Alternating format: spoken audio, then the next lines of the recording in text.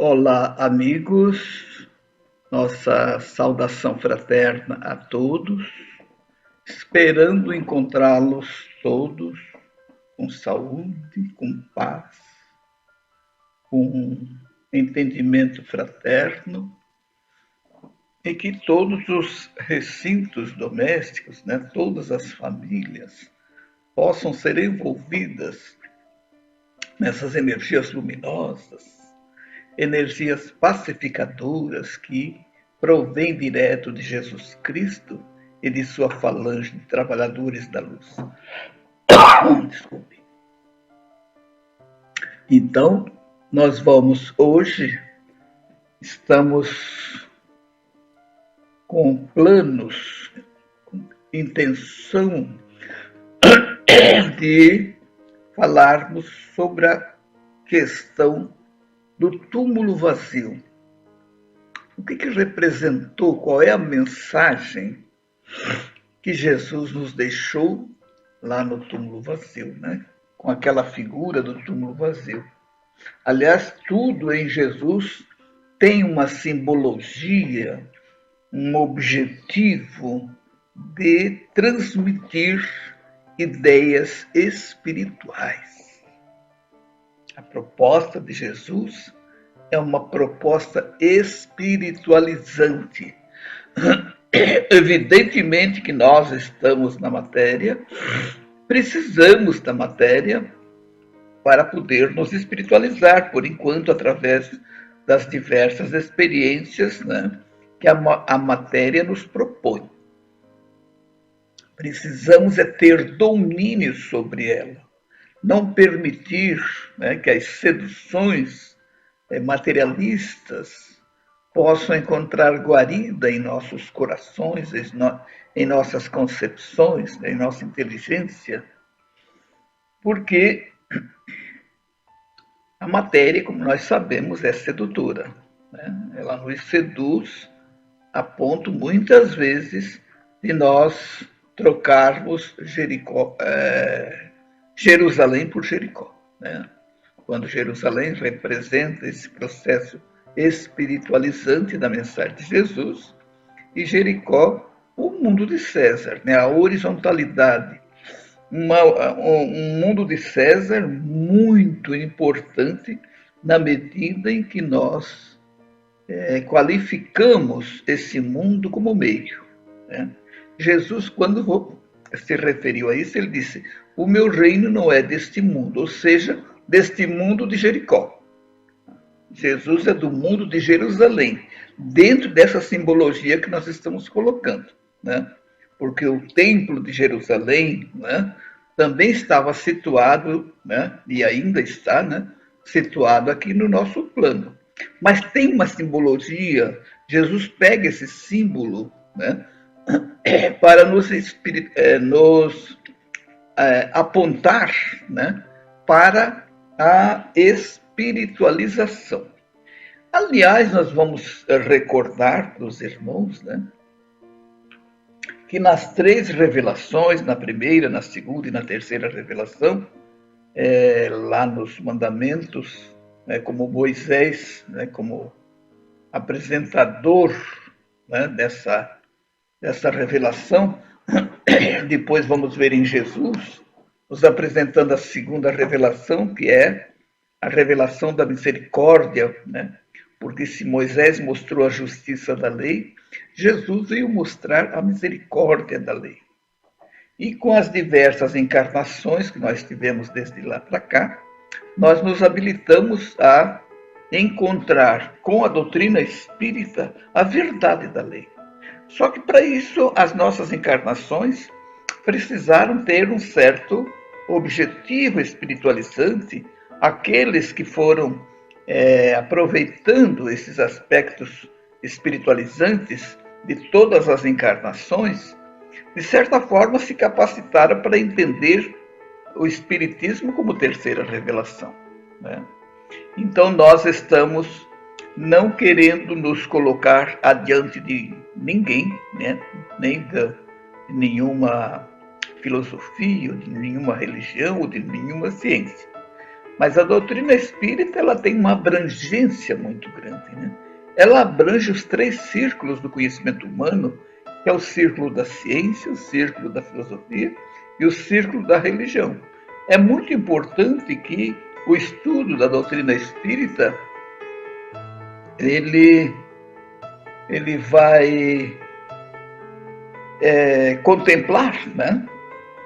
E identificar nesses círculos as necessidades que cada um desses círculos tem, né, as demandas desses círculos, e a doutrina espírita tem a possibilidade de jogar luz nesses círculos para auxiliar o entendimento daqueles que estão medrando em cada um desses círculos, ou às vezes a mesma pessoa pode transitar nos 3 círculos, né? Mas, então, a doutrina espírita então vem fazer o quê? Lançar luz a todos aqueles que estão situados naquele ou no outro círculo, ou nos 3, evidentemente para aqueles que querem receber a verdade, né? Porque uma das coisas que o mundo espiritual luminoso respeita, e Deus, Jesus, respeitam, é o livre-arbítrio, né? Porque nós recebemos as chamadas consoante a palavra de Jesus, né? A palavra de Jesus, ela vem até nós nos chamar de várias maneiras, né? Então eu gosto muito daquela passagem de Pedro, né? Nós até vamos, num próximo vídeo, vamos falar especificamente sobre a negação de Pedro e a importância e o que representa o galo cantar, né? A 3ª vez que ele nega, o galo canta. Só que Pedro escutou o cantar do galo. O que isso quer dizer? Que quando ele negou pela 3ª vez, ele já estava diferente de quando fez a primeira negação. Que tudo aquilo representa um processo, que o espírito vai amadurecendo. Então, para nós outros, atualmente, o cantar do galo é de uma significação muito grande. Mas, Luiz, o que isso quer dizer? Irmãos e irmãs, quer dizer que o galo ele canta para todo mundo. É evidente que esse despertar, isso vai demandar também de nós uma sensibilidade para ouvir o galo cantar, para observar as chamadas que Jesus nos faz, né? Porque o despertar, ou melhor, o cantar do galo representa um despertar. Quando o galo canta, ele está anunciando a aurora de um novo dia. E para nós, nesse aspecto moral, é a aurora de um novo espírito, um novo homem, uma nova pessoa. Nova no sentido de comportamentos cada vez mais atinentes, né, às verdades que Jesus nos trouxe, que são postulados, são pilares para nós aproveitarmos esses pilares, esses princípios. São princípios morais, princípios éticos, que de posse desses postulados nós vamos ter como fazer, de certa forma, comparações nos momentos em que nós tivermos que fazer alguma escolha. Mas então, retomando ao tema de hoje, que é o túmulo vazio, essa simbologia que ali está é uma simbologia moral, mas também tem aspectos físicos para serem explicados, examinados, né, analisados. A primeira lição que nós vamos pegar ali, a lição do túmulo vazio, é o da imortalidade. Imortalidade de quem? Do corpo? Não. Imortalidade do espírito. Aí os irmãos poderiam dizer, mas ali nem o corpo sobrou. Porque eu poderia responder para vocês, e com todo respeito a quem pensa diferente do que eu vou dizer agora, não podia sobrar corpo nenhum porque Jesus não tinha corpo. O corpo dele era aparente, né? Um corpo fluídico, como se fosse um agênere, como estuda Kardec, né? O que é um agênere? É um ser não gerado. Ah, mas então Jesus não foi gerado? Ele foi gerado pelo Espírito Santo, ele foi gerado numa fecundação psíquica, não material, né? Porque nós precisamos entender que as leis biológicas para um espírito do nível de Jesus, que é um espírito puro, é um ser angelical, esses aspectos biológicos dessas leis químicas, né, de afinidade química iônica, isso não funciona para um espírito desse naipe. Né? De formas que então, mas ele como tem um perispírito também como nós temos, esse perispírito ele pode ser densificado a hora que quiser. Então nós vamos observar que Jesus, daqueles 33 anos que ele passou, se a gente somar, não vai dar muitas horas em que ele esteve densificado, que essa é a palavra, né? Porque na verdade Jesus ele ele tomou um corpo fluídico, ou seja, ele mesmo densificou. E quanto ao nascimento, é importante nós entendermos que, na verdade, consta, né, da tradição de que Jesus, ou melhor, Maria, estava com José e José deu uma saída para buscar alguma coisa. Quando ele volta, ela já está com o menino no colo. Ou seja, não houve um parto, houve uma densificação daquele espírito puríssimo, porque Jesus é de uma pureza, eu não posso dizer absoluta, porque a absoluta é só de Deus, né? Mas é a maior pureza que nós podemos conhecer, é de um espírito crístico. Então não podemos comparar essa chamada encarnação como se fosse um espírito do nosso nível, né? Que nós precisamos passar por todo aquele processo, etc. Jesus, absolutamente, né? Então ele não podia aparecer corpo ali, tanto é que só tinha os panos que ficaram, porque os panos eram materiais, mas o corpo dele era etéreo, era fluídico, né? Apropriado àquela dimensão e apropriado à mensagem que ele veio trazer. Porque ele tinha que tomar uma forma humana, a forma humana, não um corpo humano, uma forma humana, né? E ainda masculino. Por quê? Porque as mulheres, embora hoje nós saibamos da sensibilidade enorme dessas irmãs, na época, e hoje ainda, né, para serem aceitas, não é muito simples. Então ele veio na condição masculina.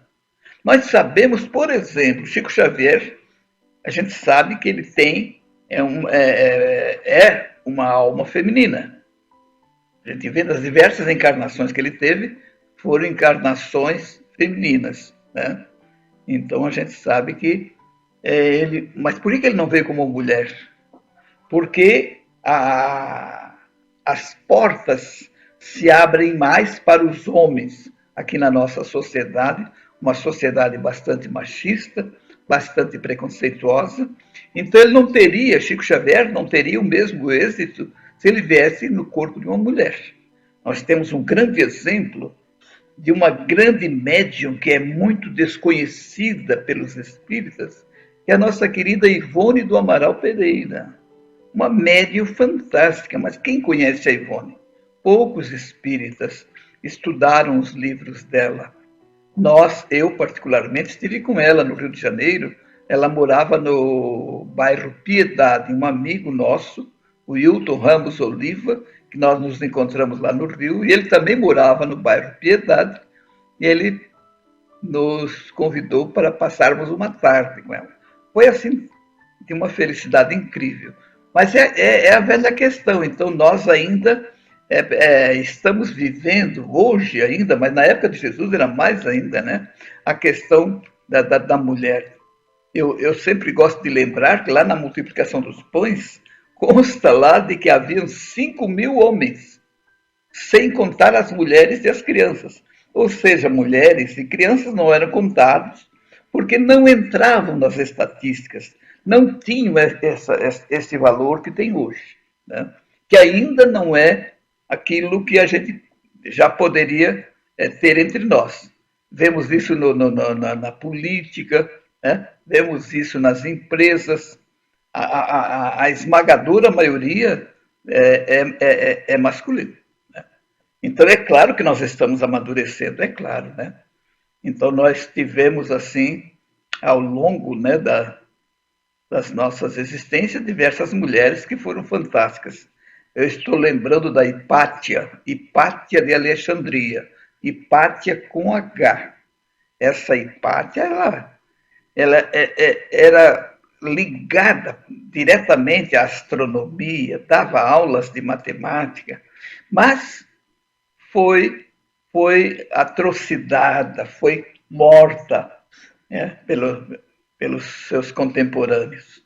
E ela vai reencarnar depois como Giordano Bruno, que também veio com ideias astronômicas, né, de astronomia, e apesar dele ser um clérigo, né, ele, na Igreja Católica, ele foi condenado à morte e queimado em fogueira, né? Queimado vivo. Mas depois ele vai reencarnar como a doutora, deixa eu ver o nome dela, Bessan, Anne Bessan, que Hermínio Correia de Miranda se serve muito dos ensinos dessa irmã. Nós temos até o livro Alquimia da Mente, que recomendamos para os irmãos, onde ele estuda muito. É o mesmo espírito, a Hipátia, Giordano Bruno e a nossa Anne Besant, né? Que aí no caso é francesa. Né? De formas que então a gente vê que sempre nós tivemos mulheres se destacando, mesmo no tempo de Jesus, né? Nós vamos ver Maria Madalena, nós vamos ver a própria Virgem Maria, vamos ver a Isabel, né, a mãe de João Batista, vamos ver a Ana, né, a profetisa Ana, e a Joana de Cusa, né, que era casada com o intendente de Cusa, que hoje a gente sabe que é a nossa Joana de Ângeles, né? Depois de muitas encarnações, ela passou a se chamar Joana de Ângeles. Então nós vamos encontrar várias, né, mulheres. Lá no Há 2000 anos vamos verificar a Lívia, esposa do Públio Lentulus Cornélios, né? A Ana, que foi a sua servidora, a sua serva. Aliás, a Ana, a gente tem também uma informação sobre ela. A última reencarnação que a gente tem notícia, ela foi a mãe do Chico, né? Maria João de Deus. Essa Maria João de Deus, mãe de Chico Xavier, era a reencarnação da serva Ana, aquela que conviveu com Públio Lentulus e com a sua patroa, né? A Lívia, né? Tanto é que a Lívia ela foi trucidada pelos animais no circo, mas ela poderia ser libertada, mas ela troca de indumentária, de roupa, ela estava com uma roupa da nobreza, ela pede para a Ana trocar a roupa, vestir a dela, e ela vestiu a da Ana. E a Ana, ela foi considerada, então, como sendo uma ilustre ali da corte romana e foi libertada, né? Então, a gente vê assim, isso que eu estou lembrando assim agora, né? Mas com certeza, se a gente for compulsar a história, vamos ver mulheres fantásticas, né? Depois tivemos aqui na França Joana d'Arc, que era uma das encarnações de Judas Iscariotes, né? E assim nós vamos ver, encontrando, na codificação, tivemos as irmãs Baudin, né? Tivemos ajudando Kardec também, senhorita Charlotte, se não me engano é isso, né? A, também a Madame Jafé, senhorita Jafé, que consta que também a senhorita Jafé era também uma das encarnações de Chico Xavier. Ele ajudou na codificação, né? Então nós vamos ver, inclusive no Evangelho segundo o Espiritismo, nós temos uma página do próprio Emmanuel, né, que também colaborou na codificação. Então nós vamos vendo como tivemos na nossa história mulheres, né? Aqui no Brasil, estou me lembrando da Princesa Isabel, e assim, né? Teresa Cristina, tantas outras personalidades femininas que honraram e trabalharam com muito denodo, né? Pela pátria, pelos seus irmãos, cada uma delas atuando de uma forma diferente, né? Estou lembrando da Maria Montessori, né? Uma educadora do sistema montessoriano. E assim, se a gente for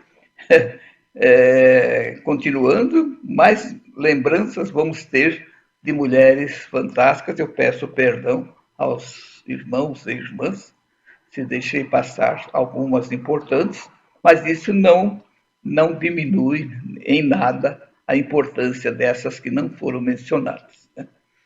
Então, irmãos, o túmulo vazio, voltando ao tema, ele representa essa questão da imortalidade. Ou seja, o espírito sai. E tem um episódio bastante importante que a gente destaca, é quando Maria Madalena vai e não encontra ninguém, ela se põe a chorar. E de repente ela escuta uma voz, né? Ela percebe que tem alguém próximo dela, mas ela, cabeça baixa, chorando, onde colocaram o meu Senhor? Aí ela escuta Jesus falar o nome dela, Maria, e ela se vira Rabone, que quer dizer Rabi, né? E corre para querer abraçar Jesus. E ali ele diz uma coisa muito fantástica, que aliás Jesus nunca falou bobagem, né? Na verdade, as palavras de Jesus sempre foram com um significado mais profundo. Não me toques, ele diz para ela, porque eu ainda não fui ao meu Pai.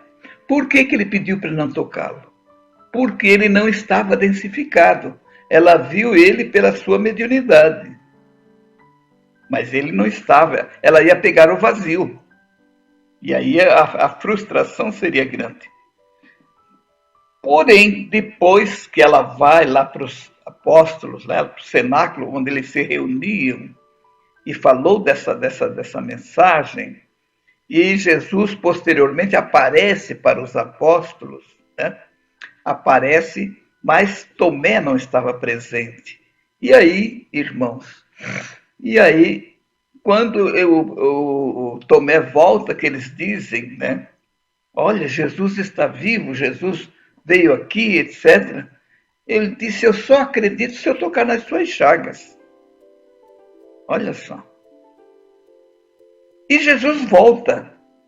Aí ele volta e permite que ele seja tocado. Qual é a diferença de um momento para o outro? Lá com Maria, ele não estava densificado. Mas agora aqui com Tomé estava densificado, porque nós sabemos que os espíritos podem fazer esse processo que nós chamamos de materialização, onde realmente se torna tangível, palpável, né, o corpo que é perispiritual densificado. E Jesus dá, sim, uma lição para ele e para todos nós. Porque quando Tomé vê que Jesus está ali, ele já se põe de joelho e Jesus diz assim, o que é isto, Tomé? Só porque tu me vês, tu crês? Bem-aventurado é aquele que não vê e crê. Então Jesus, com essa colocação, ele faz uma reviravolta no processo. né? Porque não é a questão de ver para crer, e sim crer para ver. É evidente que na crença você não vai ver pelos sentidos da nossa grade sensorial. Você vai entender de uma forma subliminar, de uma forma subjetiva, de uma forma espiritual, mas vai entender, né? Então, onde então não é preciso provas, né? Onde nós trabalhamos com evidências. As evidências nos levam a admitir uma crença e, uma vez trabalhada, essa crença se transforma em conhecimento, em convicção, em fé raciocinada, como preconiza Kardec, né? Então, meus irmãos, o túmulo vazio tem essa peculiaridade, porque a ressurreição de Jesus, que muita gente, parece que a própria igreja fala na ressurreição da carne, ali não houve ressurreição de carne coisa nenhuma, até porque não existia essa tão falada carne, né? Ali não havia isto. Mas mesmo que houvesse, não poderia ser a ressurreição do corpo, porque quem ressuscita é o espírito. E isso nos traz uma coisa assim, bastante importante para a nossa reflexão e para a nossa lembrança, né? O que acontece com os nossos parentes, os nossos entes queridos, as desencarnações, as mortes que estão acontecendo? E essas almas, esses espíritos, estão todos nesse processo de ressurreição. Estão ressurgindo, né, nessa nova dimensão, que é o mundo astral, o mundo chamado espiritual, né? Eu prefiro o mundo astral porque é um mundo físico também, só de uma matéria mais quintessenciada. Então, meus amigos e meus irmãos, que nós possamos pensar na questão da imortalidade. Que Jesus começa a sua manifestação entre nós, ele aparece entre nós, se materializando numa criança, numa manjedoura. Qual é a lição que ali está nessa aparição de Jesus numa manjedoura? Primeiro nos braços de Maria, depois numa manjedoura, né? A lição da humildade. Então ele começa com essa lição sem palavras e vai concluir lá com a imortalidade, que é o grande desiderato, o grande objetivo da doutrina de Jesus, é falar da imortalidade, do reino dele. Ele vai dizer: o meu reino não é deste mundo, porque ele está se dirigindo ao espírito, a esse reino interior de cada um de nós, que nós vamos então desenvolver virtudes, capacidades de amar, capacidades de perdoar e assim por diante. Então, irmãos, o que eu esqueci de falar é de que essas informações os irmãos vão poder observar em Mateus, Marcos, né, e João. Há também em Lucas. Os 4 evangelistas vão falar da ressurreição de Jesus, e ali não tem como título túmulo vazio, mas nós podemos tirar dali a ideia do túmulo vazio. Por que ele estava vazio? Ele estava vazio porque Jesus, como Espírito, ele reaparece a Maria, e não sobrou corpo nenhum, nenhuma matéria, porque não tinha. Porque ele tinha um corpo aparente que usou nos momentos que precisou. Então teve um momento lá da infância dele, teve um momento aos 12 anos, depois só aos 30, quando ele vai então receber o batismo de João, que é o outro momento assim bastante importante, que naquele momento se deu uma verdadeira sessão mediúnica. Tem a voz direta, né? Este é meu filho amado em quem me compraço. Uma voz direta, né? E que João diz que viu vir sobre ele o Espírito Santo de Deus em forma de uma pomba. Naquele momento, Jesus Nazareno, olha só, Jesus Nazareno recebeu a unção de Deus. Ele foi ungido naquele momento. Ele entra na água como Jesus Nazareno e sai dela como Jesus Cristo. A palavra Cristo é uma função, não é um nome. Então ali ele vai começar o seu messianato, o seu trabalho de Cristo. Então, bastante importante essas questões para que a gente possa refletir sobre esses aspectos históricos, mas de onde nós precisamos tirar, né, a essência desses processos que estão entranhadas na letra, nos símbolos e assim por diante.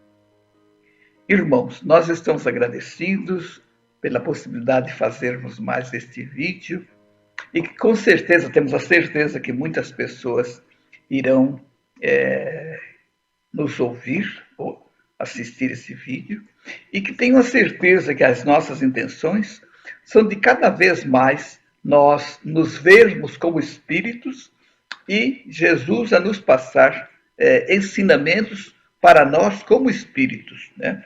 Que o espírito possa incorporar essas mensagens e enraizar na própria encarnação para que possam determinar escolhas cada vez mais cristãs. Muito obrigado a todos. Desejamos que Jesus abençoe todos os corações generosos, todos os corações amoráveis, para que muita paz possa estar em todos os lares. Assim seja.